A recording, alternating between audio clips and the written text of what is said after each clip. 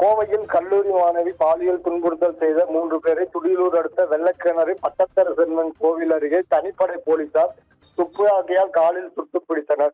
மேலும் 3 பேரை கோவை அரசு மருத்துவக் கல்லூரி மருத்துவமனையில் சிகிச்சைக்காக அனுமதிக்கப்பட்டுள்ளனர்.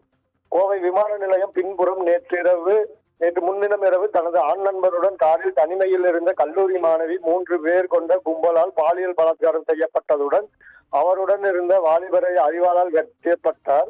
இந்த சம்பவத்தில் ஈடுபட்ட 3 பேர் தப்பி ஓடி தலைமறைவான நிலையில் இந்த சம்பவம் மாநிலம் முழுவதும் பெரும் அதிர்வலைகளை ஏற்படுத்தியது.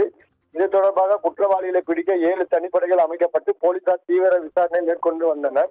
தனிப்படையினர் பல்வேறு கோணங்களில் விசாரணை மேற்கொண்டு வந்த நிலையில் குற்றவாளிகள் 3 பேரும் கோவை துடியலூர் அடுத்த வெள்ளக்கிணறு பட்டத்தரசம்மன் கோவில் அருகே பதுங்கியிருப்பதாக ரகசிய தகவல் கிடைத்தது. இதையடுத்து தலைமறைவாக இருந்த குற்றவாளிகள் 3 பேரையும் போலீசார் பிடிக்க சென்ற பொழுது அவர்கள் மறைத்து வைத்திருந்த அறிவாளால் போலீசார் மீது தாக்குதல் நடத்தியுள்ளனர். அதில் சந்திரசேகர் என்ற தலைமை காவலர் இடதுகை மணிக்கட்டில் தொடர்ந்து காவலரை வெட்டிவிட்டு தப்பம் ஓட முயன்ற 3 பேர் மீது போலீசார் துப்பாக்கிச்சூடு நடத்தினர்.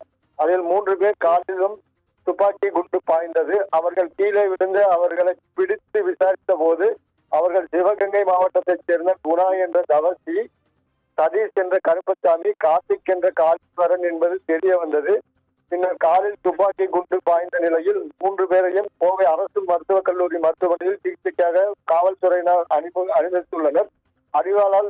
காவலர்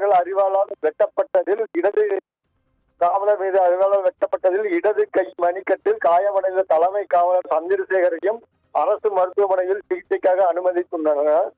கீழமேடு காவல் ஆய்வாளர் அர்ஜுன் மற்றும் சரணமெட்டி காவல் ஆய்வாளர் ஞானசேகரன் ஆகியோர் தப்பி ஓடிய குற்றவாளிகள் மீது துப்பாக்கிச்சூடு நடத்தியதில் கருப்பசாமி, காளீஸ்வரன் ஆகிய இருவருக்கும் 2 கால்களில் துப்பாக்கி குண்டு பாய்ந்துள்ளது. குணா என்பவருக்கு 1 காலில் மட்டும் குண்டு பாய்ந்தது.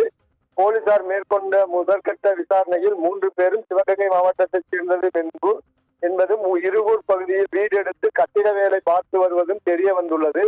அதில் கருப்பசாமி, காளீஸ்வரன் ஆகிய இருவரும் சகோதரர்கள் என்பதும் இவர்கள் 3 பேர் மீதும் ஒரு கொலை வழக்கு, வழிப்பறி மற்றும் அடிதடி உள்ளிட்ட பல்வேறு வழக்குகள் நிலுவையில் இருப்பதும் தெரிய வந்துள்ளது.